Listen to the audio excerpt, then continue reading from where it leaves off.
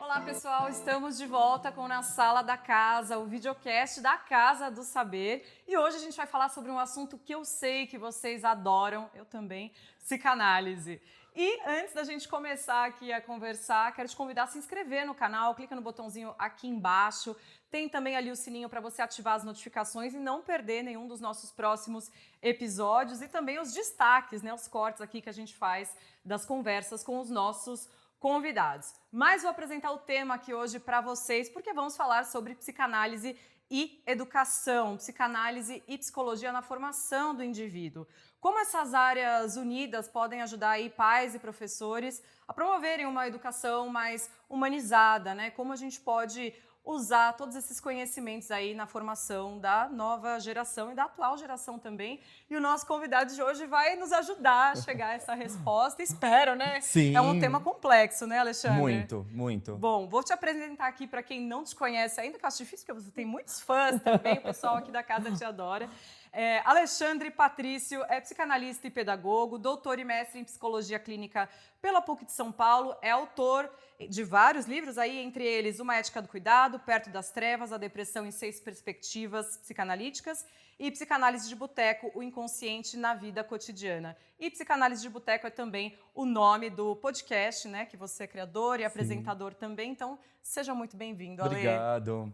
Bom, é um prazer estar com vocês. Eu acho que falar de psicanálise e educação é sempre muito complexo, porque são duas disciplinas da área das ciências humanas que são muito próximas, mas ao mesmo tempo distantes. Existe aí uma falta de comunicação dos psicanalistas com os educadores, muitas vezes por conta do material de pesquisa, né? A psicanálise trabalha geralmente com o inconsciente, com aquela clínica padrão ali individual, né? E é difícil pensar numa psicanálise aplicada fora do consultório particular.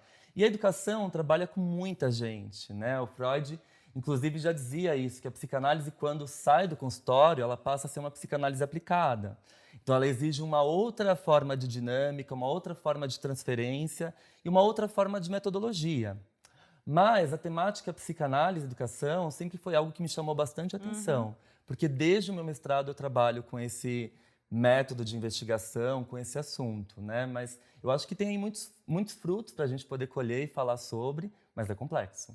Com certeza. E antes da gente seguir aqui, quero avisar também que Alexandre é professor da Casa do Saber. Vocês podem aí conferir o último curso dele, né, sobre Melanie Klein. Isso. Só acessar a Casa do Saber Mais, o link está aqui na descrição do vídeo, você vai lá e com certeza você vai encontrar também não só o curso do Alexandre, mas também outros cursos que eu tenho certeza que você vai se interessar sobre psicologia, psicanálise, história, filosofia, enfim, são muitas opções, então dá uma passadinha ali depois de conferir aqui o nosso papo.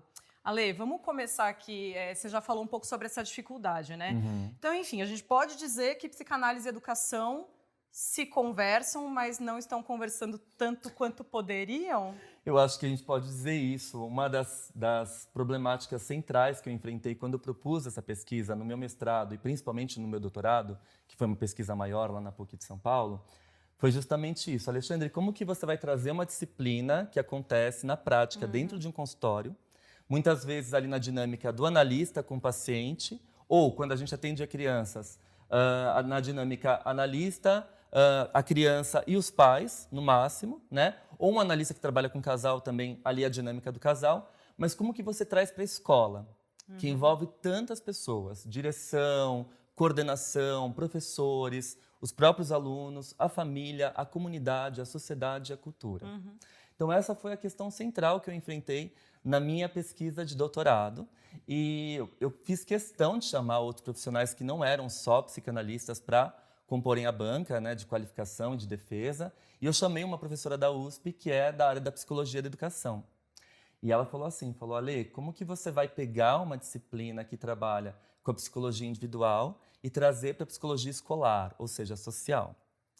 Mas o Freud já dizia isso, né? No texto dele, Psicologia das Massas e Análise do Eu, tem uma passagem muito bonita que eu gosto, que o Freud diz assim: toda psicologia individual é também social. Não tem como a gente enxergar um indivíduo sem considerar o contexto que esse indivíduo está inserido. Então, acho que foi por essa base, por essa premissa, por essa hipótese que eu comecei a montar e estruturar minha pesquisa. Falei, bom, é desafiador? É, mas tem aí uma deixa colocada pelo Freud de que a psicologia individual é também uma psicologia social. E em uma das conferências do Freud, as novas conferências dele, ele deixa uma mensagem também muito bonita que ele diz assim: uma das áreas mais promissoras de diálogo da psicanálise com a cultura é esse intercâmbio entre psicanálise e educação. Por conta da minha idade, eu não vou ter tempo de me dedicar a essa pesquisa. Essas conferências já foram ali por volta dos anos 30 e ele faleceu em 39. E aí ele falou, não vou ter tempo de me dedicar a essa pesquisa, que fiquem para os pós-freudianos, né? Então eu falei, opa, peraí, tem uma mensagem do Freud para a gente mergulhar nesse diálogo entre psicanálise e educação. E como eu vim da área da pedagogia e eu tive psicanálise na graduação, eu achei tem uma brecha aí também que eu posso mergulhar, sabe? Claro, existem outros pesquisadores que fazem isso no Brasil, mas sempre com aquela linguagem muito psicanalítica e pouco pedagógica, uma linguagem mais erudita, mais científica. E eu acho que quando a gente se propõe a dialogar a psicanálise com a educação, a gente tem que tomar esse cuidado, porque os professores, eles não têm aquela base psicanalítica na sua formação. Né? Muitos passam por Freud na faculdade só para falar do desenvolvimento emocional psicoinfantil. É muito pouco, né? Uma pincelada. Então, quando a gente pega uma disciplina que não está diretamente relacionada com a educação, a gente tem que ter um tato, um cuidado de transformar essa disciplina de uma forma palatável, cristalina para a compreensão de todos. Né? E não só aqueles técnicos que estão acostumados com a linguagem da psicanálise. Eu acho que esse foi o meu maior desafio na pesquisa. Nossa, e também a gente fala hoje de um setor, os professores, muito sobrecarregados. Sim. Existe aí um cansaço relacionado à profissão, um cansaço emocional também, e você ainda ter que ter essa base para conseguir lidar com os desafios que acontecem em sala de aula.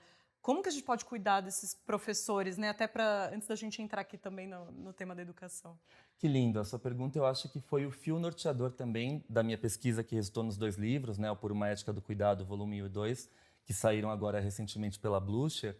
Eu vou justamente nessa hipótese, eu falo assim, eu acho que só pode cuidar do outro quem recebe aquele cuidado. Né? Aquela questão que a gente fala no amor, né? Para você amar alguém, você tem que ter amor próprio. Mas espera aí, para a gente ter amor próprio, a gente precisa ter sido amado quando criança. É o que Freud chama de narcisismo primário. Esse narcisismo primário é a base da autoestima, né, do nosso valor, daquele sentimento de saber que, poxa, eu sou suficiente. Ser suficiente não quer dizer que nós somos totalmente independentes do outro. Não é isso. Mas é ter um eu minimamente estruturado que possa se misturar com o outro sem se fusionar. Sabe? Que eu possa ser eu mesmo e, ao mesmo tempo, permitir que o outro seja. E por que eu estou falando tudo isso? Eu acho que um professor só pode disponibilizar cuidado para os seus alunos, até para a família, porque existe também o envolvimento do professor com a família, né? Eu vou ouvir a família na reunião de pais, nesses encontros, se ele for cuidado. Então, aí a gente vai para uma micro-instância, né? A gente parte de uma microesfera para uma macroesfera. Então, pensar no cuidado dedicado aos professores implica rever as nossas políticas públicas. Qual o lugar que a educação ocupa hoje no Brasil? Né? Será que nós temos a educação como prioridade? Se a gente fala dessa sobrecarga dos professores, eu posso dizer isso em primeira pessoa porque eu sou professor e trabalhei anos na educação básica, e o professor precisa, né? De manhã trabalhar num lugar, à tarde em outro, e à noite, às vezes, dar um curso ou trabalhar em outra instituição. Ou está corrigindo algum material, estudando alguma outra coisa e não termina, esse expediente. Perfeito. É um trabalho sem fim, né? Sempre se estica e nunca para. E aí a gente começa a pensar, poxa, eu preciso oferecer um mínimo de qualidade para esses profissionais, para essas pessoas, para que elas possam ter um mínimo de equilíbrio emocional, para a partir daí dedicarem esse equilíbrio e esse cuidado a todos que dependem dele. Né? Então, não dá para pensar ou responsabilizar só os professores. Eu acho que a sua pergunta é tão importante porque ela cai justamente nessa problemática, sabe? A gente parte de uma microesfera para uma macroesfera. Ou seja, tem uma questão aí das políticas públicas que precisa ser repensada, né? O lugar atribuído à educação no nosso país, a gente sabe que é um lugar secundário, se bobear, terciário, né? Então ela precisa entrar como prioridade. Enquanto a gente não revê isso, a gente vai começar a enxugar gelo e não sair do lugar, né? E é um problema, sim. Com certeza. Como você definiria a educação? O que é a educação e de que formas ela transforma uma pessoa, indo aqui mais para pedagogia até, né? Sim. E como a gente pode definir o que é papel da escola e o que é papel da família, que também, né, vai educar aí as Perfeito. crianças. Olha, eu acho a educação ela tem um significado tão abrangente, né? Porque ela está ali desde os pequenos detalhes até na transmissão de conteúdo. Eu acho que a educação ela não está voltada apenas à transmissão de conteúdo. E essa é uma das questões que eu também abordo no livro, né? A educação implica essa atividade do cuidado, esse sustentar, esse acolher, né? E também a transmissão de valores. Não dá para a gente se preocupar somente, eu preciso ensinar os meus alunos hoje esse conteúdo de matemática, esse conteúdo de português, né, essa atividade de história. Tudo bem, isso é fundamental? É claro que é. Mas por trás disso, a gente sabe que existem pessoas e elas precisam de modelos de identificação. A criança ela é muito vulnerável, o adolescente também. Até mesmo aquele cara que está fazendo faculdade, ele se espelha muito nos professores. Sim. Né? Então, muitas vezes, eu costumo dar como exemplo, a gente tem aquela premissa básica, né? Eu não gosto da matéria porque eu também não gosto do professor, né? Ou às vezes você não suporta a matéria, mas você começa a gostar dela porque o professor te transmite ela de uma forma diferenciada. E essa transmissão, ela não tem só a ver com a transmissão de conteúdo, mas também com afeto, né? Quando eu dava uma aula minha, assim, de psicanálise, até mesmo na educação infantil, no ensino fundamental, uma coisa que as crianças gostavam, e os adultos também na universidade, é quando o professor traz exemplos, né? Sim. Existe até aquele... Se coloca, né? Traz uma história. Exato, existe até aquele meme, né? Não sei se você já viu, do professor explicando um conteúdo super cabeçudo, todo mundo dormindo. O professor começa a falar da vida dele e todo mundo acorda. Opa! Parece assim um meme... pouquinho de fofoca, Exato! talvez. Parece um meme básico, né? Mas olha que fundamental. Nós somos humanos. Sim. E a gente se identifica com o relato, com a narrativa humana. Então, se eu tenho uma educação afastada, neutra, né, impermeável, por exemplo, que não se deixa afetar, porque o afeto é isso, é se deixar afetar e afetar o outro, é claro que vai ficar tudo mais distante. Então, por isso que eu penso a educação como um aspecto de cuidado e de implicação. Quando o professor se narra, conta uma experiência dele, que ele passou por uma certa dificuldade, que para ele também aquele período não foi fácil, eu acho que o aluno se identifica. Quando eu dava aula na universidade, né, e os alunos tinham dificuldade assim, professor, não consigo ler esse texto do Freud, está complexo. Eu falei, gente, é assim. Eu também tive muita dificuldade. Eu acho que para eu entender esse texto que hoje eu estou dando aula para vocês, eu li ele umas 10 vezes, né? E vocês não vão aprender na primeira leitura ou na minha primeira explicação.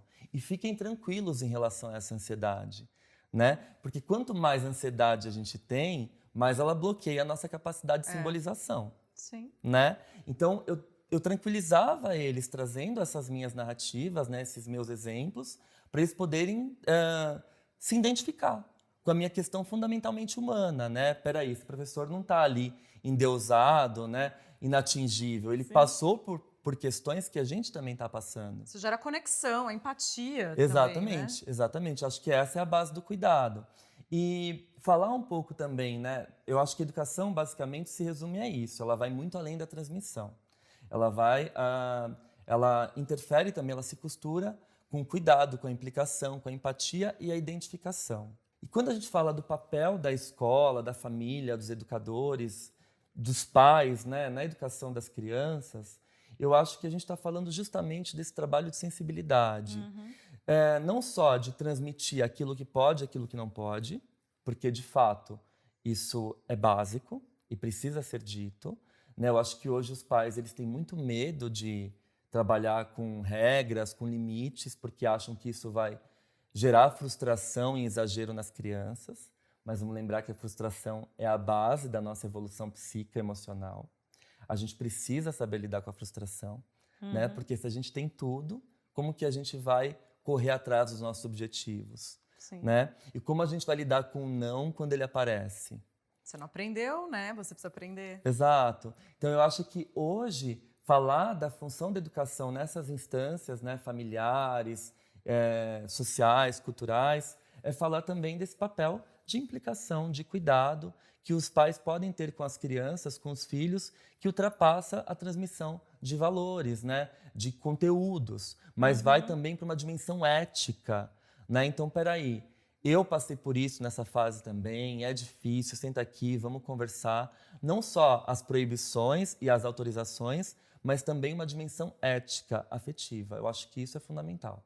Com certeza. E quando você fala até de transmissão de valores, eu acho que é aí que, às vezes, a questão fica meio obscura para muita gente, né? Porque parece que a escola, para muitas pessoas, a escola deveria estar passando conteúdos e não falando sobre outros assuntos. Quando, na verdade, quando a gente vai falar, né, do coletivo, é importante que isso esteja também na escola, na tua visão. Claro, eu acho que para a gente evitar, por exemplo, o que a gente vê com tanta incidência na atualidade, nessas manifestações de intolerância, de racismo, de homofobia, de misoginia, a escola precisa trabalhar isso desde cedo, né? Porque a criança, por exemplo, quando eu estava ali na educação infantil, ele não olhava para o amiguinho que era diferente, né? Ou pela cor, ou pelo jeito, ou porque era um portador, né? Tinha uma necessidade, uma deficiência, um déficit, enfim. Ninguém olhava, as crianças não olhavam para isso. Para elas, era tudo muito simples, né? O adulto olha e faz essa segregação. Então, se a gente começa a sustentar isso desde os primórdios, né? Porque a inocência, a base das crianças já está ali e elas tratam todos iguais, né? E se a gente sustenta isso ao longo da criação, a gente consegue evitar uma série de catástrofes que acontecem hoje relacionadas justamente à exclusão, à intolerância, ao preconceito, né? Agora, falando da psicanálise em si, onde ela pode convergir mais com a educação, e até é algo curioso, né? Já vi muitos profissionais falando, já vi você falando também, que o psicanalista que atende a criança acaba atendendo todo mundo, atende os pais e acaba atendendo a escola também, né? Sim. Então, como convergir não só desse ponto de vista, mas desse macro também? Eu acho que, primeiro, a psicanálise ela tem uma potência muito subversiva. Freud, quando traz para nós a importância de pensar a sexualidade infantil, ele já subverte as normas ali, né, do final do século XIX, início do século XX, e ele fala assim, olha, eu sinto dizer para vocês, mas a sexualidade, numa conferência que ele dá nos Estados Unidos em 1909, na Universidade Clark, ele diz exatamente isso, né? Ele fala assim, eu sinto informar para vocês, né, que a sexualidade ela não brota no ser humano como o demônio nasce ali nos porcos no Antigo Evangelho, né? Ele fala assim, a sexualidade ela é inerente à nossa existência. E ela vai muito mais além da genitalidade. A sexualidade é eros, é o que liga, é o que faz a gente investir, correr atrás, querer saber. A sede, a vontade de saber é sexualidade. A psicanálise ela começa a desconstruir aquele paradigma de sexualidade puramente genital. A sexualidade ela não é só o ato sexual, não é só o ato genital. A sexualidade é tudo aquilo que leva investimento afetivo. Então, por exemplo, a gente está aqui hoje conversando de educação e psicanálise, tem sexualidade, tem eros, tem laço. É isso que impulsiona a vida, que mais tarde o Freud vai chamar de pulsão de vida. O que desliga é a pulsão de morte, né? Então, quando a gente pensa nisso para a educação, a gente começa a pensar já na potência subversiva da sexualidade, da psicanálise e de tudo que ela traz embutido nela, né? A psicanálise ela vai rever normas, ela vai rever padrões, ela vai questionar as identificações, vai questionar as nossas vivências traumáticas infantis, enfim, toda a nossa constituição psíquica é colocada em jogo a partir do momento da existência do inconsciente, né? Como que isso escapa? Quando uma criança não está aprendendo, por exemplo, e geralmente ela é diagnosticada, muitas vezes de forma precoce e errada, com TDAH, e isso não quer dizer que o TDAH não exista, não é isso que eu estou dizendo. Eu estou dizendo que isso hoje está muito banalizado, né? Então, para você fechar um diagnóstico de TDAH, é importantíssimo que a gente tenha uma equipe multidisciplinar. Não é só um profissional que vai olhar para a cara daquela criança em 5 minutos e fechar um diagnóstico e, o pior, receitar uma medicação. Não é isso, né? Então, quando a gente fala da psicanálise, esse olhar para o indivíduo, que ao mesmo tempo é um indivíduo inserido dentro de uma esfera social, e nessa potência subversiva, a gente olha para esse sujeito do inconsciente. Então, essa criança que não aprende, ela não aprende somente por motivos meramente racionais. Ela não aprende, talvez, por questões subjetivas, porque ela está enfrentando ali questões voltadas à separação dos pais, ou à perda de um ente querido, ou à mudança de cidade, ou a uma tristeza que está nela ali, porque ela presencia discussões da família e ela se sente responsável por essas discussões. Então, tem tantos fatores subjetivos que estão por trás da dificuldade de aprendizagem, e isso já foi mostrado ali desde o Freud, no texto clássico Inibição, Sintoma e Angústia, de 26, e depois a Melanie Klein. Porque as criancinhas que chegam no consultório dela, chegam justamente por não conseguirem aprender. Olha que curioso. Os pais vão procurar a ajuda de uma psicanalista porque, olha, meu filho não está aprendendo na escola, não está sendo alfabetizado, não sabe matemática, então o que você pode ajudar? E ela começou a descobrir que essas dificuldades estavam relacionadas a aspectos subjetivos, traumáticos. Então, a perda de um ente muito querido, a separação dos pais, as discussões no campo familiar, tudo isso atravessava o psiquismo dessa criança e paralisava o seu potencial criativo e a sua capacidade de aprender. Então, eu acho que a psicanálise, ela ilumina aqueles fenômenos que muitas vezes, por conta da nossa correria, dessa era neoliberal, dessa era da pressa, a gente não olha. A psicanálise, ela promove pausas naquilo que a gente faz de uma forma tão automática, né? Então, para e olha para esse ato falho, para esse lapso verbal, para esse esquecimento. O que isso quer dizer, né? Então, quando a gente costura a psicanálise com a educação, acho que a maior colaboração é essa. Olhar para essa subjetividade que vem sendo engolida por essa era neoliberal de produtividade. E, eventualmente, olhar até além da performance, porque muitas vezes os pais vão procurar aí, né, ajuda de um psicanalista, por exemplo, porque estão olhando ali as notas do meu filho não estão de acordo com o esperado, a escola apontou, mas às vezes pode-se olhar outros sinais que não tenham a ver com performance, por exemplo. Perfeito. É interessantíssimo você entrar nesse contexto, porque até o contrário, né? Porque, por exemplo, aquele aluno que tira 10, 10, 10, quem disse que... Ele está brincando? Exato. É uma criança que brinca, Exato. que cria, né? Ele está brincando, ele tem criatividade. Como que é o relacionamento dele interpessoal com os amigos? Como que é a conexão dele com os professores? Ou, indo mais além, como que é a convivência dele em casa com os pais? Né? Será que é uma criança que vai conseguir se expressar com os outros de uma forma mais espontânea? Ou é uma criança que está puramente racionalizando, indo para o aspecto totalmente cognitivo para atender uma demanda externa? Que demanda é essa? A demanda da performance, da produtividade. Né? O 10 é importante, a nota é importante, mas o que acontece com essa criança no seu mundo psíquico? De que forma que ela lida com seus lutos, com as suas perdas, com as suas frustrações, com os seus medos e com as suas angústias? Eu acho que a psicanálise ilumina justamente esses pontos, né? Desconstruindo essa casca da performance. E como como encontrar ou eventualmente até criar esse espaço de diálogo para ter essa percepção? Olha, eu acho que Os pais e os professores, né? Sim, eu acho que os pais, os professores, a própria escola como instituição, partindo do corpo diretivo, né, da direção, da coordenação pedagógica, eu acho que é nisso que a psicanálise pode ajudar diretamente. E é claro, não estou falando aqui que os professores, educadores, diretores precisam se tornar psicanalistas. Uma das coisas que eu coloco no livro e que eu venho discutindo ao longo das minhas aulas, das minhas pesquisas, é que quando a gente fala desse cuidado e a gente fala dessas pessoas que não tiveram a chance de serem cuidadas, né?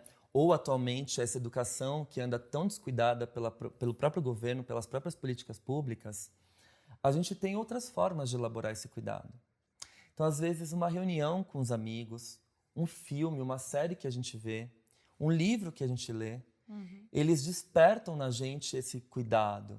A gente se sente representado, identificado com uma leitura, com uma narrativa, com uma obra de arte, né? Então, isso tudo serve também como uma rede de cuidados para quem não teve. Então, eu acho que pensar a psicanálise dentro da educação não é você transformar os professores em psicanalistas, até porque isso é impossível. A formação exige análise pessoal, exige um treinamento próprio, estudo de anos, né? O que você pode é pegar os recursos que a psicanálise tem e trazer isso para a educação de uma forma muito mais prática. Como? A psicanálise trabalha com a escuta. Perfeito. Então, se a gente ensina os professores, a escola, eu acho que começa pela escola, como unidade, como instituição. Um educador, um diretor que para ouvir sua equipe, né? Porque o que a gente vê nas reuniões escolares com os professores? Uma série de itens a serem feitos, uma série de programas a serem cumpridos, né? E Parece a reunião de empresa, Exato. né? Temos esses objetivos. Temos essas metas. Temos essas metas, temos esses eventos até Exato. o final do ano. Exato. Então aqui é a festa junina, depois é o dia, né? Perfeito, é isso. Perfeito. Exatamente isso. Um quadro ali, você vai ticando o que você tem que fazer, o que você não tem, as páginas que você tem que cumprir da apostila e por aí vai. Mas se de repente, no meio dessas reuniões pedagógicas, você insere uma roda de escuta, por exemplo, o diretor para ouvir esses professores, a queixa deles, e não só relacionadas aos alunos, mas também queixas da vida pessoal. Muitas vezes a pessoa se sente confortável se abrindo numa roda em que ela pode confiar. Uma roda de amigos ou ali coordenada pela própria coordenação, pela própria direção. Você tem ali uma ética de escuta, né? Então, respaldada, sobretudo, na empatia. Então, se a psicanálise ela pode ser aplicada dentro da escola, eu acho que o que ela tem a colaborar diretamente é com esse fator da escuta. Ela ensina as pessoas a escutarem, coisa que hoje também a gente não está muito acostumado. A escuta ela acontece de forma mecanizada e a gente não tem muita paciência. Prova disso, por exemplo, são os áudios que a gente recebe no WhatsApp.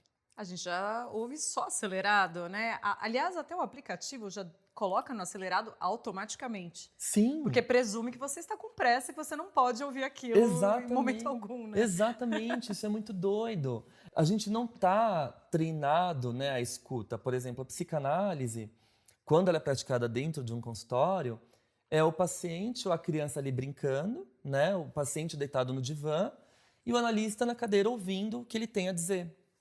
Então, é um trabalho muito mais de escuta do que de fala, né? O analista se implica, claro, faz uma intervenção, uma interpretação, um corte, mas é um trabalho de escuta. E aquele momento é o momento que o paciente tem não só para falar, mas também para se escutar. Então, numa escola, quando você abre a possibilidade de escuta, e isso pode partir de pequenas oficinas. Uma vez eu fui dar uma palestra numa escola e os professores começaram a fazer esse tipo de trabalho. Falaram assim, Alexandre, uma vez por semana eu paro na minha aula, meia hora, escuto os alunos. Que legal. E isso é tão significativo, sabe? Porque... Queria ter tido isso. Não é? Sim. Como isso faz diferença? Claro. Porque eu me sinto acolhido por aquela pessoa que está ali me transmitindo conteúdos, conhecimento, mas ao mesmo tempo está preocupada com o meu desenvolvimento emocional. Então, aí que entra a Eros e a pulsão de vida, né? O laço que se forma é tão mais significativo que me dá vontade de aprender, que me dá sede de conhecimento. Totalmente diferente quando o professor se mantém afastado do aluno. Ou quando a escola não oferece espaço de escuta. E é muito curioso, né? Como a gente vê fenômenos, acho que todo mundo que está vendo a gente também já deve ter tido um professor muito querido, e geralmente o professor muito querido, ele é querido por todo mundo. Né? E são provavelmente pessoas que têm aí, né, a escuta, a observação também, conseguem ali se aproximar, né, criar esse contato, né, mais afetuoso, talvez, né? Sim. E eu acho que entra aí o papel da educação como transformadora, né? Porque é a partir desse momento que você percebe que estar naquele espaço com alguém que te compreende tem um poder terapêutico. tem um poder de acolher, de acalmar as minhas angústias e as minhas ansiedades num momento em que talvez eu perdi todas as minhas esperanças. Por que eu digo isso? Porque, por exemplo, adolescentes, muitas vezes, entram em conflitos direto, né, em casa com os pais. E aí cria aquele afastamento, aquela dificuldade de empatia. Os pais não se colocam no lugar porque eles também esquecem da adolescência deles, né? Estão preocupados com os limites, principalmente, né? Exato, né? Então aí, se de repente a escola oferece esse espaço de escuta e de troca, a escola acaba sendo um lugar terapêutico que o adolescente tem o desejo de ir. Porque ali ele vai ter o seu lugar, ele vai ter um reconhecimento na sua singularidade, né? Que, por mais que seja singular, começa a aproximar essa queixa dos outros. E aí rolam as identificações. Por isso que eu falei do papel da identificação. Primeiro com o professor e depois entre os amigos, né? Opa, peraí, isso que meu amigo está narrando, de enfrentar esse luto, essa perda, eu já passei. Né? O que ele está narrando, de alguma forma, está me dando alguns contornos. Né? Então, começa a surgir uma identificação em conjunto e aliviar as angústias que não podem ser tratadas em casa, porque em casa já não existe mais clima, o que é muito normal também. Né? Porque Sim. é difícil os pais entrarem em sintonia com os adolescentes. Mas aí que tá. Se a escola se oferece como um espaço de cuidado, eles encontram na escola esse espaço de conforto. E aí a identificação acaba gerando amadurecimento psíquico do que um retrocesso ou do que um sofrimento psíquico. E um retrocesso que eu digo no sentido de identificações negativas. Por exemplo, se identificar com práticas antissociais, com práticas de criminalidade, né, com o uso de substâncias destrutivas, com práticas autodestrutivas, que a gente vê essa identificação, né, principalmente na adolescência e na pré-adolescência. Se a gente transforma isso como espaço de acolhimento e de cuidado, o adolescente se sente representado. E aí a escola ela entra como um lugar de cura, um lugar terapêutico. Perfeito. Quero voltar um pouco Tá. nisso depois também, Tá. mas falando um pouco, a gente está falando muito das angústias dos jovens, das crianças também. Acho que uma pergunta que muita gente pode ter: é possível existir uma infância ou uma adolescência sem traumas ou só no mundo ideal? Isso existe, Alexandre? Olha, eu vou ser muito sincero, assim. Gente, uma coisa que a psicanálise mostrou, né, com Freud, depois com Ferenczi, que é esse autor que eu estudo aqui e publico nesse livro, que é o volume 1, que é considerado o grande precursor da ética do cuidado, porque o Ferenczi era um cientista clínico. Então ele se atentava àqueles pacientes que não estavam progredindo na clínica. Então, peraí, se eles não estão tendo um progresso, a culpa não é do paciente, talvez a culpa seja minha. Então, está na hora de eu rever a minha técnica como psicanalista e poder me adequar às necessidades desse paciente. O Ferenczi meio que troca, né, essa ordem, porque para muitos psicanalistas se o paciente não está progredindo, a culpa é do paciente. Está com resistência ao tratamento. Exato, a resistência do paciente, né? E o Lacan, inclusive, também subverte isso, porque ele é muito pontual, né? Ele diz, a resistência é sempre do analista. Eu acho essa fala do Lacan bárbara, né? E também que a gente pode dizer que ele é um herdeiro do Ferenczi. O Lacan cita o Ferenczi em alguns momentos, né? Mas é interessante a gente pensar nisso, porque eu fico olhando, quando a gente fala dos traumas, né? Eu fico pensando assim, o Ferenczi, por exemplo, vai tratar de pacientes muito traumatizados. Por isso que eu entrei nele, né? Nas questões que ele trata na teoria. Pacientes que sofreram um abuso sexual ou um traumatismo de agressão. Enfim, o Winnicott, ele já vai por um outro viés. Ele tem o Ferenczi como herdeiro, mas o Winnicott traz para nós uma teoria chamada linha do desenvolvimento maturacional ou desenvolvimento emocional. Isso é muito bonito, porque ele fala que todo ser humano nasce com uma tendência a ser e continuar sendo. Mas a gente precisa da sustentação ambiental para que esse vir a ser continue, né? Tenha uma continuidade, não tenha ruptura. Nesse sentido, qualquer ausência, intrusão do ambiente é um evento traumático. E assim, gente, não tem ambiente perfeito. Por isso que o Winnicott, ele tira o ambiente desse patamar de romantização. Quando as pessoas falam, nossa, o Winnicott deixa a psicanálise cor-de-rosa, ele é muito otimista. Não! Ele vai justamente desconstruir essa concepção de ambiente perfeito, porque ele traz aquela máxima, né, para nós. Ambiente suficientemente bom. Isso é perfeito. Isso é perfeito, porque não é aquele ambiente... Não é uma bolha cor-de-rosa que uma hora vai ser, né, atingida. Perfeito, e também não é aquele ambiente que falha, que se ausenta o tempo todo. Sim. Né? Então é aquele que encontra um limite. E dentro desse âmbito, é claro que a gente vai ter a presença de traumas, de rupturas da nossa continuidade de ser. Né? Então, eu acho que é praticamente impossível um ser humano adulto que não tenha tido alguns traumas de infância, porque o ambiente não é perfeito, como diz o Winnicott. O que vale é que ele seja suficientemente bom, que ele seja capaz de nos ajudar nesse processo de integração.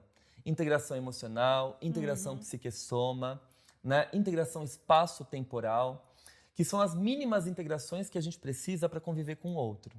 Né?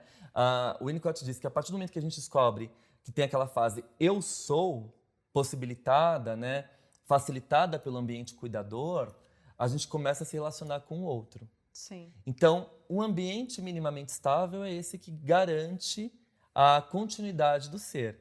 Mas isso não quer dizer que não vão acontecer episódios traumáticos. Eles vão acontecer. Vão acontecer. E até, enfim, agora levando para uma outra questão, e quando esse ambiente traumático é a própria escola, né? Levando aqui até para, enfim, a gente está passando por muitas questões recentes, né? Que essa geração está enfrentando agora, desde um trauma pandêmico que, né, provocou isolamento social, afetou toda a socialização que o ambiente escolar promove. Aí a gente tem um trauma da EAD também, porque muita gente não se adapta com esse formato. E quando a gente fala de crianças, então acho que a coisa fica ainda mais complexa e, eventualmente, passamos por episódios recentes de ataques às escolas. Então, como lidar com esse tipo de situação quando a escola se torna um ambiente que, enfim, né, o jovem e a criança não vai deixar de frequentar aquele espaço, mas, ao mesmo tempo, é um lugar que provoca desconforto ou medo. Enfim, não estou nem falando de bullying aqui, estou falando até das questões mais macro mesmo, porque a gente está vendo isso de uma maneira mais geral, né, no momento. Eu acho que quando a gente tem essa lógica, né, de pensar essa dicotomia individual e social, a gente não pode fazer muita coisa. Né? Por isso que quando eu vou trazer quando eu levanto esse problema de pesquisa, de conversar a psicanálise com a educação, uma das dificuldades que eu enfrentei foi justamente essa. A psicanálise é muito mais individual, como você vai trazer para o social? Eu falo, não, uma coisa está ligada à outra, né, diretamente. Por quê? Porque se você começa a trabalhar com os indivíduos desde cedo, como o exemplo que eu dei agora há pouco, né, com as crianças que estão ali em desenvolvimento e tal, você começa a promover um espaço de saúde, né, de integração, de respeito, de empatia, de solidariedade, que se perdura ao longo do desenvolvimento. Então você evita uma série de consequências relacionadas à agressividade, à destrutividade, à intolerância, que vão acontecer lá na frente. É claro que todo o contexto, o discurso de ódio, né, essas manifestações relacionadas à própria intolerância mesmo, né, que a gente vê com muita frequência na atualidade, principalmente nos últimos anos, tudo isso influencia as crianças. Mas o que eu percebo? Aqueles indivíduos que tiveram um ambiente suficientemente bom, que passaram por um processo de cuidado, um bom relacionamento com os amigos, eles conseguem ser críticos em relação a esse ambiente. Muitas crianças, adolescentes de 12, 14 anos, discordavam desse discurso homofóbico, misógino, racista que a gente vê na atualidade. Eles discordam, batem o pé e caminham na direção oposta disso. Né? Recentemente eu vi uma matéria lindíssima que saiu no jornal de uma escola pública que resolveu montar uma biblioteca antirracista. Eu achei isso lindo, foi assim, eu acho que isso... Né, vi essa reportagem também. Eu acho isso lindo. Eu acho que isso dá um acalento e faz brotar uma chama de esperança na gente, né? Porque é isso, a educação é o que salva. Então, foi uma iniciativa das crianças, junto com os professores, e eles organizaram, entraram em contato com as editoras para pedirem doação de livros e montaram esse projeto de uma biblioteca antirracista. Ou seja, essas crianças, elas cresceram, ou o próprio trabalho da educação, da escola, foi esse trabalho de desconstruir essas opiniões de extrema direita, de total intolerância, enfim, de racismo, etc. Então a escola ela vai desconstruindo tudo isso e a criança começa a pensar de uma forma mais crítica.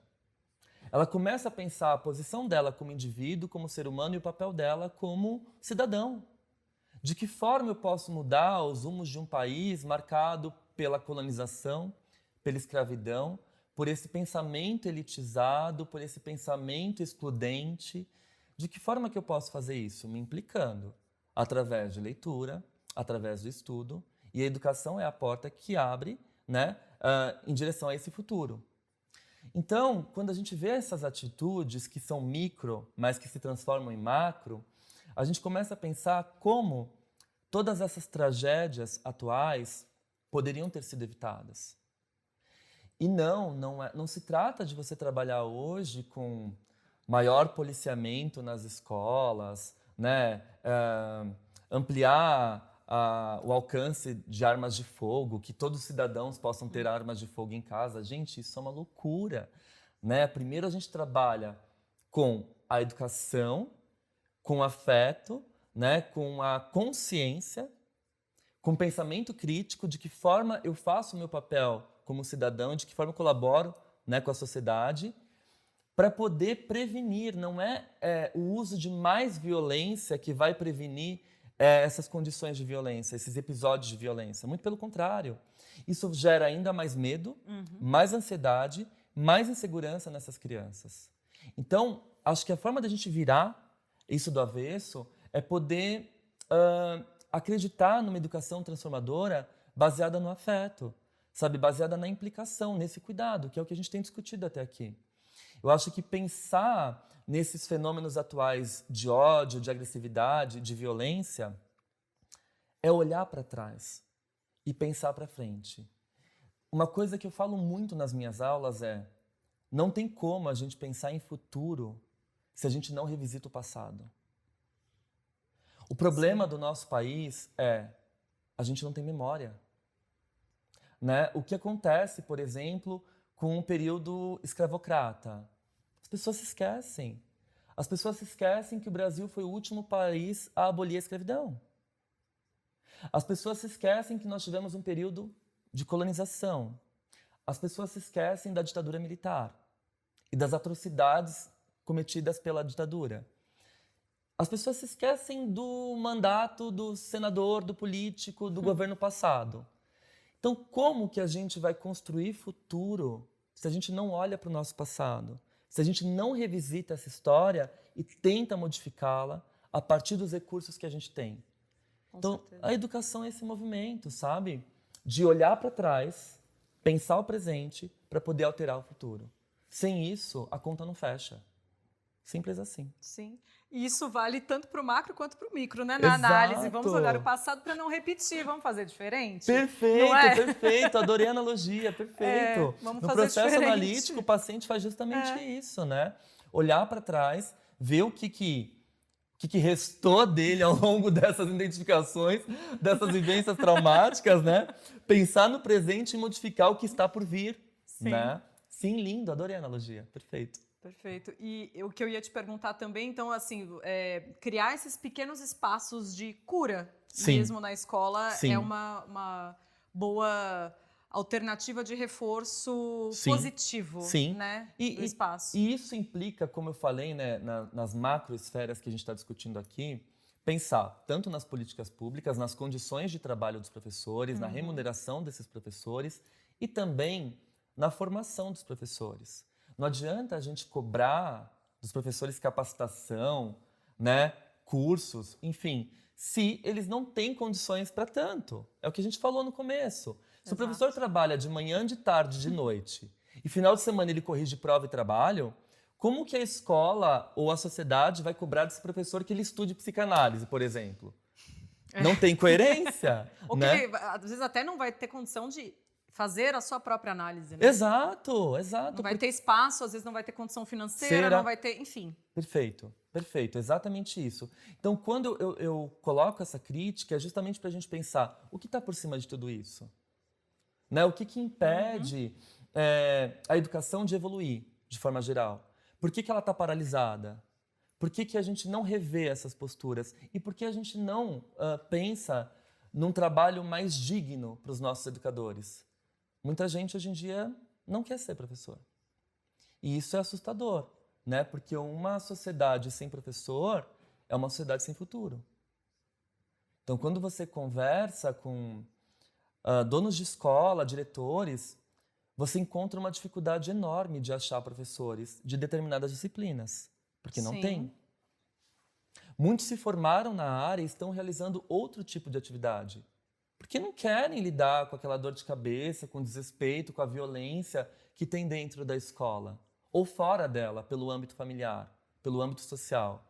Então, isso é muito grave. Se a gente não tem professores, se as pessoas não querem se tornar professores, a gente tem uma questão aí para ser repensada, Com certeza. né? Sem valorizar os profissionais, menos pessoas vão ter interesse no futuro e, enfim, a gente está diante de uma crise gigantesca no país. Estamos tendo aí evasão até de faculdades públicas, Uhum. até não estamos nem Sim! nem falando só aqui de ensino Fundamental. fundamental. Uhum.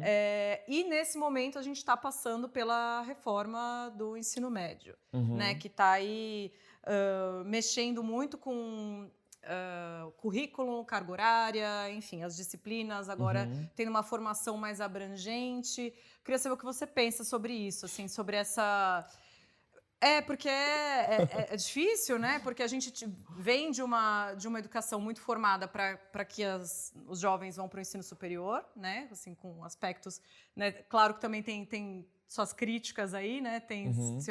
suas questões, seus poréns, mas a Uhum. gente vinha disso e agora estamos indo para uma mais abrangente que, teoricamente, ofereceria uma formação mais que promoveria talvez até a formação de cidadãos mais, como que eu posso dizer?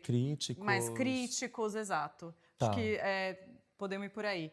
Só que a gente sabe que nem toda escola vai ter condição de fazer isso, o sistema público também talvez não consiga atender, existe uma demanda até às vezes por escolas maiores, porque você Uhum. precisa ter várias aulas acontecendo ao mesmo tempo por conta de da grade que cada aluno ali escolheu. Perfeito. Então, o que fazer nesse momento? Porque é isso, as escolas particulares, né, que tenham ali uma boa estrutura, talvez, né, esteja tudo bem, não sei, mas o ensino público não.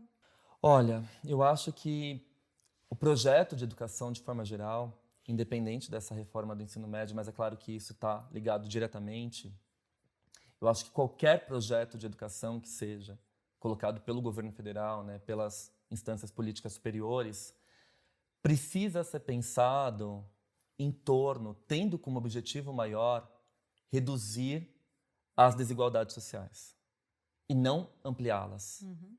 Eu não posso dar abertura de um currículo que vai favorecer a classe A, né, e prejudicar a classe D e E, por exemplo. Eu acho que a gente tem que pensar em algo que fale a mesma língua. De novo entra a questão dessas polaridades, desse 880, desses extremismos. Ah, vamos fazer um currículo muito mais voltado para a formação humana. Tá, mas aí você esquece a língua portuguesa, a literatura, a matemática, que são importantes. Ah, vamos fazer um currículo mais técnico, voltado para o ensino Uhum. técnico. Aí você forma profissionais que vão agir de forma racional, mas com a parte afetiva e emocional toda lascada.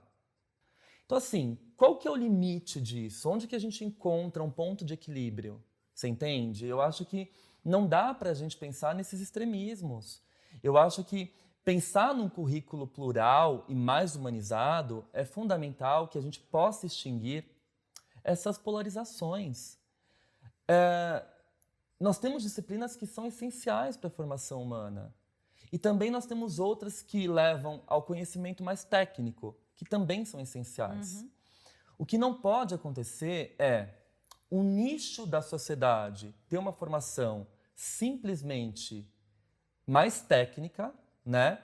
E continuar ali naquele trabalho servil, digamos assim, e a outra sociedade ser uma sociedade a mais favorecida, uma sociedade pensante, dominante, que vai mandar nessa classe que serve.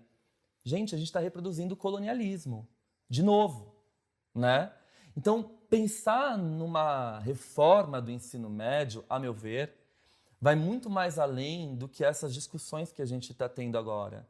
Vai além no sentido de pensar uma educação que supere essas dicotomias, que encontre um ponto de equilíbrio e que seja digna para todos. Porque hoje a educação no Brasil ela é um produto. Tem acesso às melhores quem tem condições para bancar. E isso precisa ser revisto. Né? Por que em países desenvolvidos você vê um equilíbrio, né, nos currículos, na educação de forma geral? Você tem uma alteração aqui e acolá, mas não alterações que destoam tanto como a gente vê aqui no Brasil. Principalmente depois dessa reforma do currículo do ensino médio. Então, são coisas que a gente precisa rever, mas superar, sobretudo, essas polarizações, sabe? Porque esse técnico e esse mais, né,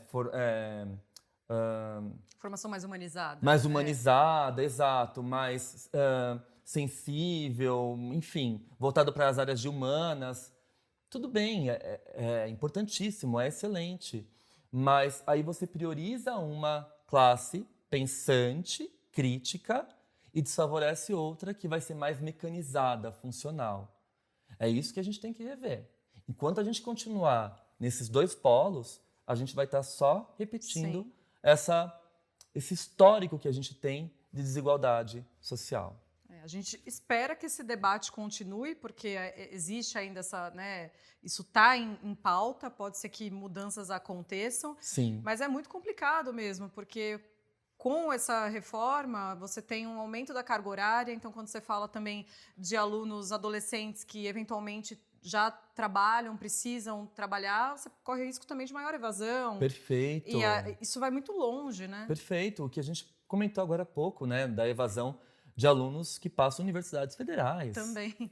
Né, estudam tanto, ali, prestam vestibular numa universidade super concorrida, passam e daqui a pouco largam o curso, porque não sustentam muitos no âmbito financeiro, porque às vezes passa numa universidade, numa cidade diferente, então tem que gastar com aluguel, com despesas, com tudo. Não tem uma rede de apoio ali, perto, exatamente. nada. Não consegue sustentar, evasão, ou aqueles que não sustentam emocionalmente. Porque a gente sabe que as universidades também são tóxicas, né? Utilizando aqui um termo popular, mas são, no sentido de que muitas universidades ainda estimulam a competitividade, né? A segregação, né? Enfim, o próprio sentimento de exclusão, né? Ele acontece dentro de um espaço universitário. Você vê isso muito não só nas graduações, mas sobretudo nas pós-graduações, no sentido de mestrado e doutorado. Né? Então, quantos amigos eu vi na minha frente desistirem do curso, sofrerem, porque o orientador, o programa, dizia que eles não sabiam escrever. Diziam, você não sabe escrever, você não sabe pesquisar. Num grupo de orientação. Então, assim, você tem um movimento ali de violência e que destrói essa saúde mental. Com certeza. Muitos amigos... E é um esforço que parece que foi em vão, né? Assim, tipo, estudei tanto, né? Exato. Batalhei tanto para chegar aqui, até investimento de tempo financeiro, emocional, porque não é fácil também. Às vezes você precisa conciliar um trabalho, vou estudar à noite para depois eu eventualmente ir trabalhar na minha área. Perfeito. Tem uma série de movimentos Sim. que são cansativos também, sim. né? É uma sim. batalha para se educar. Sim, né? sim. E aí, de repente, você vai com toda uma expectativa nessa formação e você acaba sendo recebido com essa violência.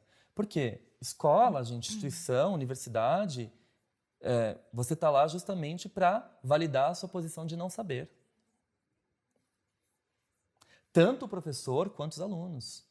É muito bonito quando a gente banca o nosso não saber. A pesquisa nada mais é do que sustentar o nosso não saber. Você cria uma relação horizontal e não vertical. Peraí, você está com dificuldade na escrita? Eu sou o seu orientador, vamos junto. Leia isso, né? Eu te ajudo nisso. E não simplesmente criticar o aluno, expor as suas dificuldades, que deixam essas feridas mais abertas e ainda mais vulneráveis. Isso com certeza vai gerar evasão. E é o que a gente vê também no próprio ensino médio. Como você falou, aumenta a carga horária, mas tem alunos do ensino médio que já trabalham. Tem alunos do ensino médio que não conseguem cumprir com aquelas obrigações das novas disciplinas inseridas no currículo, enfim, né? Então acaba tendo mais evasão. E aí, como conciliar isso?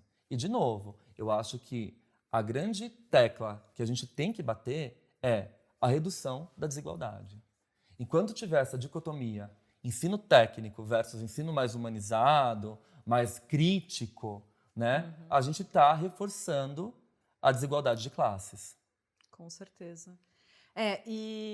Queria voltar aqui um pouco também sobre o ambiente escolar receber também esse momento que gera muita angústia, até, enfim, essa reforma também está gerando muita angústia, tem comentários nas redes sociais, quem quiser procurar aí.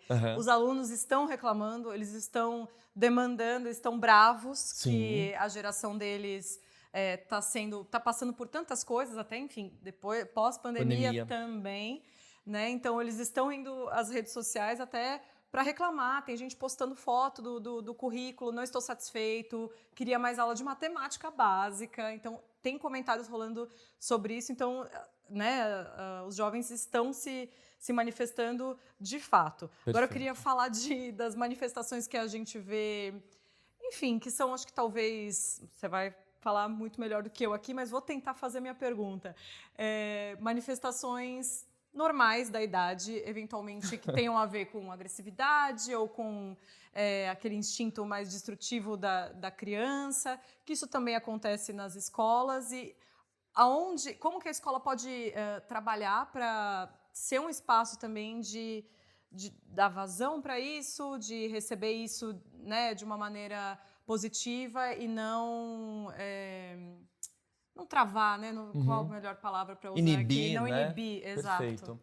Olha, eu gosto muito da compreensão de agressividade colocada pelo Winnicott, né?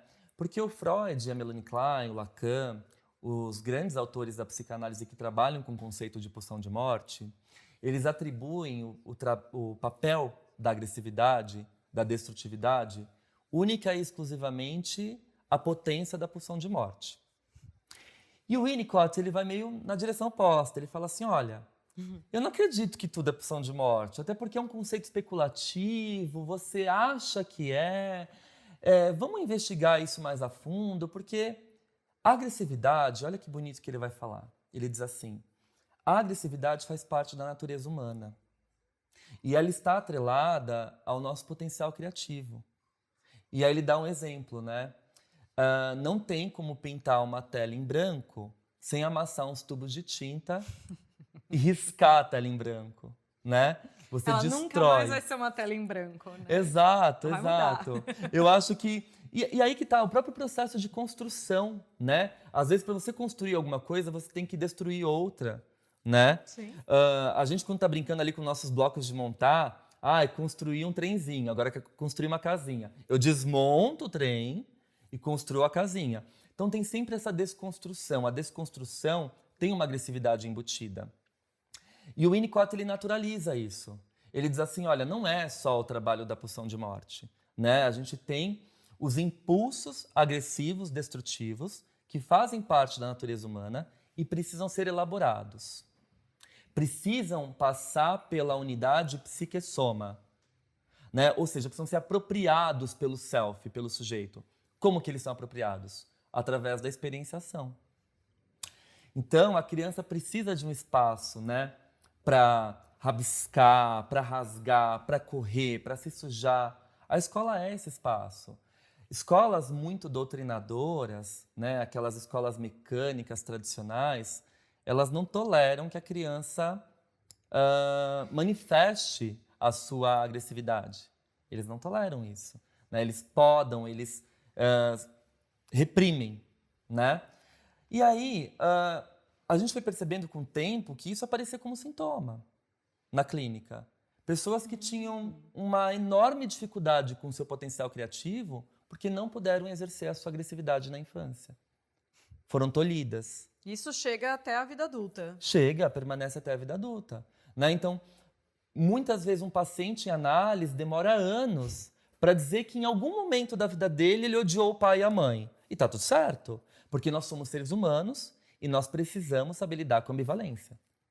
A gente ama e odeia o objeto, né? E tá tudo certo. O ódio, a destrutividade faz parte da constituição humana. Então, a escola precisa não incentivar a agressividade, não é isso que eu estou falando. Já que ela é algo natural, oferecer um espaço para que a criança possa descarregar essa agressividade. Brincando, montando, colorindo, rasgando, né? Por isso que uma educação infantil, quando ela oferece esse espaço de brincadeira, de arte, de oficina, ela é muito enriquecedora. E muitas vezes os pais não entendem, né? Porque, olha, eu coloquei meu filho nessa escola para ele aprender a ler e escrever. Com 4 anos, meu filho não sabe a letra A, mas seu filho está brincando. Isso é mais importante. Ele vai começar a aprender a letra A por volta dos 6, 7 anos. Tá tudo certo, né? Mas é importante que ele se aproprie dessas partes mais subjetivas que pertencem à constituição dele nesse momento, com a ajuda dos professores, com a ajuda do espaço escolar. E a gente percebe isso na clínica com crianças, né? Muitos pacientes que chegam para mim, crianças, eles vêm no consultório justamente para exercer essa agressividade. Eu lembro recentemente de um pacientezinho que chegou assim na primeira sessão, eu coloquei umas folhas em cima da mesa e ele começou a jogar as folhas para cima. E aí eu acho que ele achou que eu fosse reprimir, né, brigar. O que eu fiz, eu peguei as folhas e comecei a jogar com ele. E ele se sentiu livre. Adorou. Sabe, adorou. Falou assim, nossa, vamos brincar de novo de jogar as folhas para cima. Olha que simplicidade. Olha a brincadeira que ele começou a fazer comigo. Né? Porque nesse espaço eu posso ser eu. Eu posso atirar tudo para cima, eu não vou ser condenado. Ninguém vai brigar comigo. Né? E aí que tá, o Winnicott diz algo muito bonito. Quando a agressividade começa a ser apropriada pela unidade de psique-soma, a gente entra num ciclo que ele chama de ciclo benigno, que é onde vai nascer a nossa própria consciência moral. A consciência moral, para o Winnicott, ela não é colocada de fora para dentro. Ela nasce espontaneamente a partir dos contornos que o ambiente nos dá. Então, em que sentido? A criança está ali brincando, né, destruindo, rasgando, cortando, e, de repente, ela percebe que ela se excedeu. Mas os pais, a escola, estão ali presentes, acompanhando isso, sobrevivendo a isso. Então, poxa, peraí, agora eu sujei o chão, né? Eu vou pegar esses pedaços de papel e eu vou jogar no lixo. Pronto, nasceu a reparação. O Winnicott vai dizer o que é o ciclo benigno.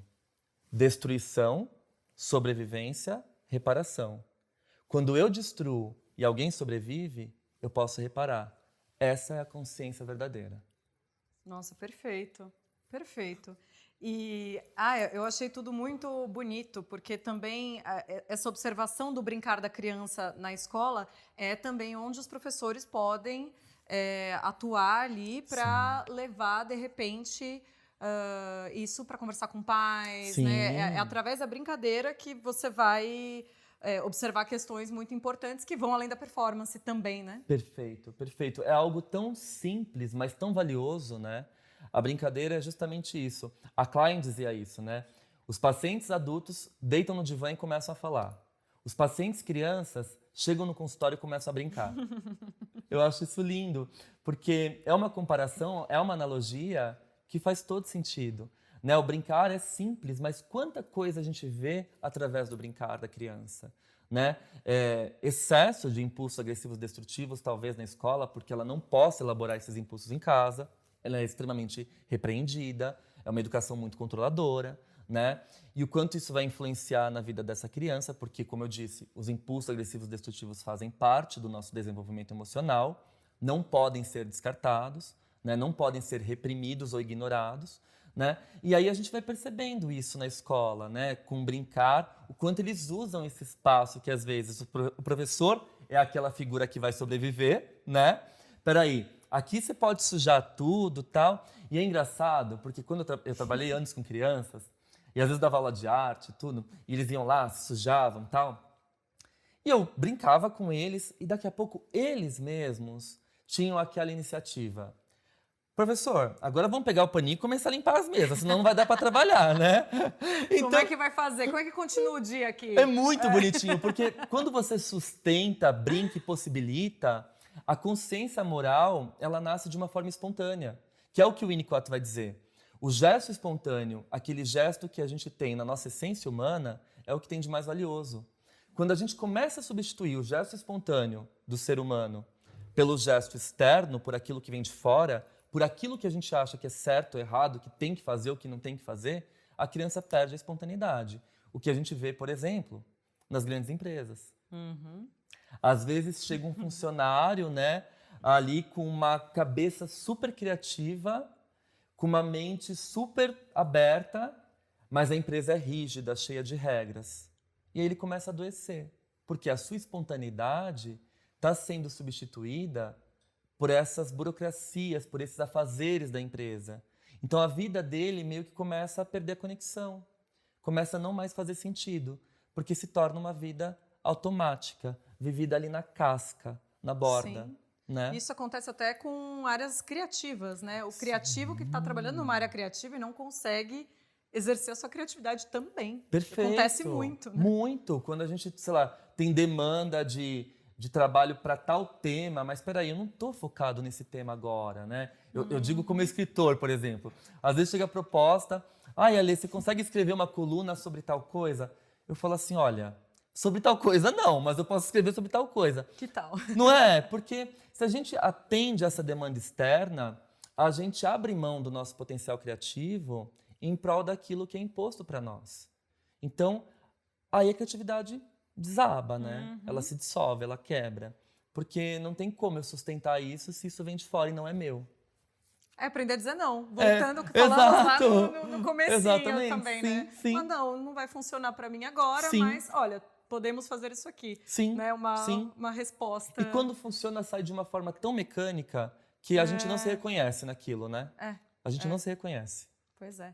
Bom, passamos por vários pontos aqui, mas não tem como não te perguntar, idealmente, qual você acredita que é o papel da escola e existe alguma linha que, de fato, não deve ser ultrapassada? Existe um limite? Olha, eu acho interessante a gente falar sobre limites, né? Eu acho que hoje a maior dúvida dos pais que chegam no consultório psicanalítico versa exatamente sobre os limites. Limite de mais, limite de menos, estou pecando, estou traumatizando, estou sendo muito rígido com meu filho. E aí que tá, né? Eu acho que hoje a sociedade capitalista tem uma quadrinista sueca que eu amo, que é a Liv Stromquist. Adoro. Ela é fantástica. E no último livro dela, que é A Sala dos Espelhos, que ela vai falar ali da questão da autoimagem, enfim, né, de quantas pessoas estão muito mais presas nessa bolha narcísica, olhando para elas, ao invés de olhar para o outro, né, não conseguem lidar com a alteridade, coisa também que atravessou todo o nosso papo. Eu fico pensando justamente nesse ponto que a Liv traz quando a gente fala do papel da educação e dos limites, né? Os pais em dúvida e com ego fragilizado, essa imagem que está ali fragilizada, eles vão muito ao encontro na busca incessante por manuais, por técnicas. 10 passos para educar seu filho. 20 dicas para uma educação afetiva. 10 dicas para melhorar o diálogo. E a gente sabe que não é assim. Os pais também querem ter uma boa performance enquanto pais. Exato. Então, vão em busca desse tipo também de auxílio, Sim, né? porque também gera uma angústia. Quero ser uma boa mãe, quero ser um bom pai, não quero traumatizar meu filho, quero que seja diferente do que foi comigo. E aí, muitas coisas, né? Exato, e aí o feitiço vira contra o feiticeiro. Por quê? Porque eu tenho ali as 10 regras. Se eu não cumpro uma, ou se uma sai errado, a pressão é maior ainda. Nossa. Tipo, como assim eu não consegui fazer esse item 10 com meu filho, esse item 8? Eu me sinto mais culpado. né? E isso acaba tendo impacto maior, porque gera insegurança nos pais, as crianças percebem essa insegurança e isso reflete no desenvolvimento deles.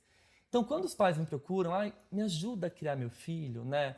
É claro que a gente começa a dar orientações de forma geral, mas não manual, né? Eu falo uma coisa que o Winnicott diz que é muito bonita, ele diz assim: a maior chave de um processo educacional, maturacional, é ser você mesmo e possibilitar que o outro seja ele próprio, né? Você bancar o seu eu e permitir que o outro seja ele.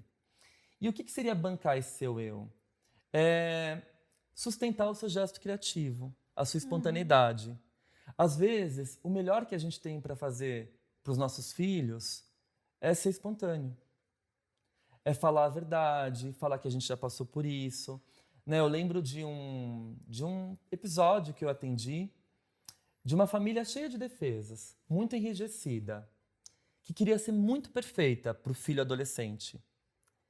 E, de repente, esse filho começou a ter dúvidas sobre a sexualidade, dúvidas sobre os gostos dele, sobre a profissão. E aquela família, assim, tentando fazer o melhor, o perfeito. Teve um dia que eu chamei eles no consultório e falei: olha, vocês já não passaram por isso? Sim. Foi difícil para vocês a escolha profissional? Aí pronto. Aí o pai começou a desabafar, falou: até hoje, porque eu lido com um chefe Me difícil. pergunto todo dia, Exato. o que foi que eu fiz? Exato. Eu falei assim: então, fale isso para o seu filho. Fale que é difícil para você. Sim. É essencial que ele saiba disso, porque até então ele tem uma imagem idealizada do pai e da mãe.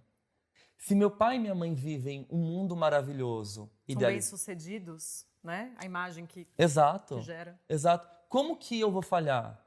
Como que eu tenho as minhas dúvidas? E a partir do momento que essa família se desconstruiu, quebrou essas barreiras protetivas, né? Esse escudo protetor, que o Winnicott chama de um falso self, que eu acho interessantíssimo esse conceito, esse adolescente se identificou com as dores, as dúvidas, as mazelas desses pais, e o processo educativo se tornou muito mais humanizado. Eu acho que é aí que está também a questão dos professores. Às vezes a gente vê professor muito rígido, não só com ele mesmo, porque ele também paga esse preço da rigidez, mas também com o outro, né? Com o conteúdo, com os alunos. E quando tem essa quebra, né, ele permite ser acessado, a educação ela flui com muito mais naturalidade. É um processo muito mais humano, onde se cria muito mais laços do que rompimentos, né, do que fragmentos. Então, eu acho que essa humanização ela é necessária. Quando a gente tem uma sociedade baseada nos manuais de técnica, tudo fica muito mecanizado. E a pressão sobre essas famílias e também sobre essas crianças, ela é muito maior. Se abrir um pouco para a vulnerabilidade, né? Outro tema que está muito em alta aí também nas redes, mas a vulnerabilidade de abrir o espaço. Exato, exatamente. Né? Que é isso, tá tudo bem se eu não sei, tá tudo bem se essa fase está difícil, eu vou pegar na sua mão e a gente vai caminhar juntos. Né? Lindíssimo. E, enfim, né? Acho que muito se pergunta sobre isso. Você trouxe um exemplo de um paciente adolescente. Quem faz psicanálise nessa fase da vida tem aí a chance de ter uma melhor saúde mental no futuro, na vida adulta? Olha, eu acho isso muito significativo, muito relativo, né? Porque não dá para a gente ter ali uma resposta pronta, uma fórmula.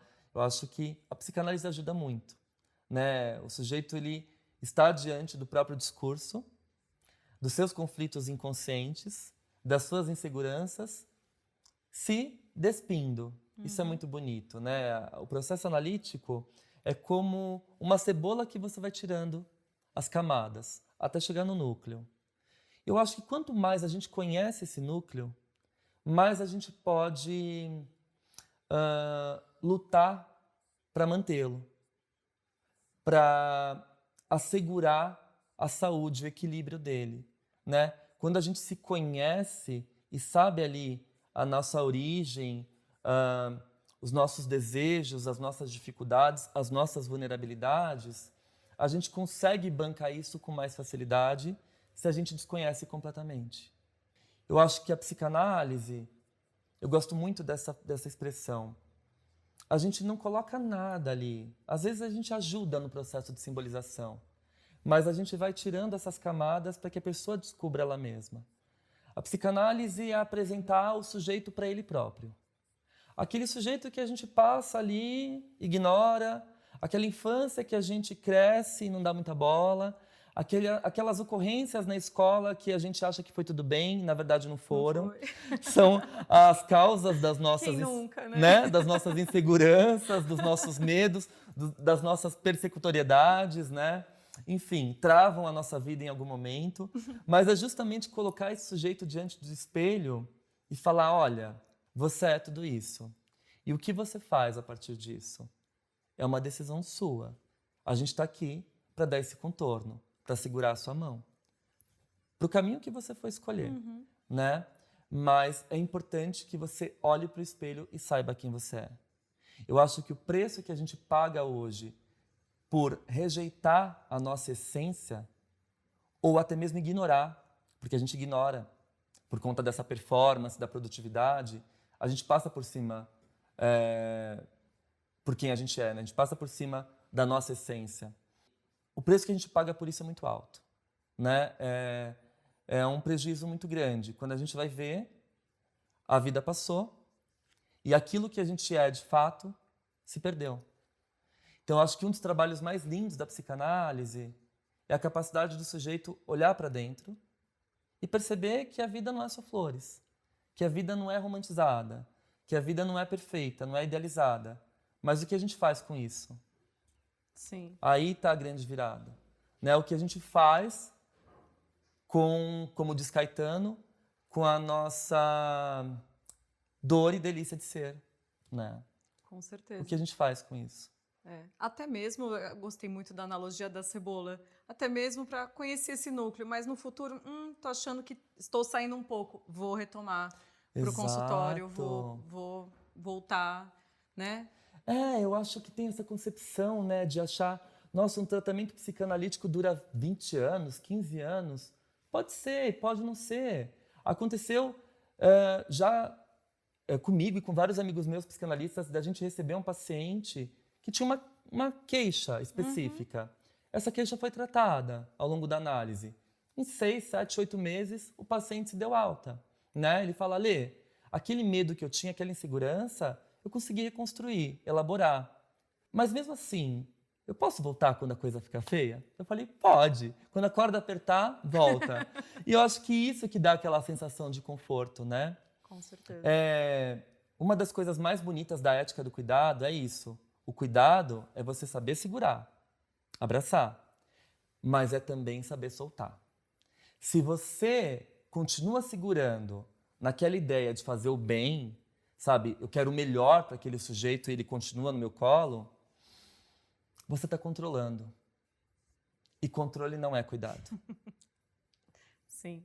Falando sobre cuidado, vou fazer a nossa última pergunta aqui de hoje. A gente poderia conversar por horas, Lê. Mas para exercer um melhor cuidado e desenvolver capacidade de escuta, tem algum livro, algum filme, alguma série, eventualmente, que você recomende para quem está nos assistindo, para trabalhar isso? Olha, eu acho que tem tanta coisa boa saindo de psicanálise atualmente, né, para um público mais amplo. Enfim, eu gosto muito de um livro do Dunker, né, do Christian Dunker, chamado Palhaço e Psicanalista, que ele trabalha ali a potência da escuta de uma forma muito delicada, né? É claro que eu vou fazer propaganda do meu livro. Eu recomendo Psicanálise de Boteco, Inconsciente na Vida Cotidiana, que saiu ano passado pela editora Planeta, o selo Paidós, que é o selo deles de psicologia. Ali eu coloco uma série de questões do cotidiano e como a psicanálise pode ajudar a gente a pensar sobre elas. Os 2 livros, né, que saíram agora, Por uma Ética do Cuidado, volume 1 e volume 2, pela Blucher, sobre o Ferenczi. Pode mostrar aqui. Sobre o Ferenczi e sobre o Winnicott, que são esses 2 pensadores da ética do cuidado, né, que foram fruto da minha pesquisa de doutorado e eu ampliei eles. Série, filmes, eu gosto muito dos filmes da Disney, assim, eu sou meio infantil nesse aspecto. Mas fazer o quê se eles fazem divertidamente, não é mesmo? Exato, Aí fica difícil, sabe? a gente tem que assistir. Como competir com divertidamente, que é bárbaro, né? Que ajuda a gente a pensar as nossas dores, que ajuda a gente a pensar a importância de viver um luto, né? O último que eu assisti deles que eu fiquei apaixonado foi o Red, né? Crescer é uma Fera, que é um filme lindo que vai relatar as dificuldades da adolescência, né? Os conflitos de uma criança, de um menininho adolescente com a sua mãe, sobretudo, e trata essa questão da agressividade de uma forma metafórica, que é o panda vermelho, né? Nossa, e tem até as questões da mãe também. Sim, é que lindo. falamos aqui hoje, inclusive, é lindo, também. É lindo. Nossa, esse filme eu fiquei emocionadíssimo. E podcasts, né? Sempre bom, podcast, psicanálise de boteco, que tem questões aí do cotidiano. O Meu Inconsciente Coletivo, que é um podcast da Tati Bernardi, minha amiga que eu gosto bastante. Ela trata questões da vida cotidiana de uma forma muito didática, divertida, leve. Eu acho que é isso para recomendar. Perfeito. Ale, queria te agradecer pelo papo incrível. Realmente acho que ficaríamos aqui falando por horas, né? Mas é isso, vocês podem continuar acompanhando o nosso canal para não perder nenhuma conversa incrível, nenhum debate que está rolando aqui na Sala da Casa. Se inscreva aqui no canal, ative as notificações também para não perder nada. E também a gente vai aí separar alguns cortes, alguns destaques dos papos para vocês. Tenho certeza que vocês vão gostar. E é claro, passa lá na nossa plataforma de streaming Casa do Saber Mais, em que com certeza você vai encontrar um curso que você vai gostar bastante sobre psicanálise, filosofia, história, enfim. Vai encontrar também o curso do Alexandre, né, sobre a Melanie Klein, que está muito incrível. Ale, queria te agradecer mais uma vez. Muito obrigada pelo papo. E a gente se vê no próximo Na Sala da Casa. Tchau. Tchau, gente. Obrigado.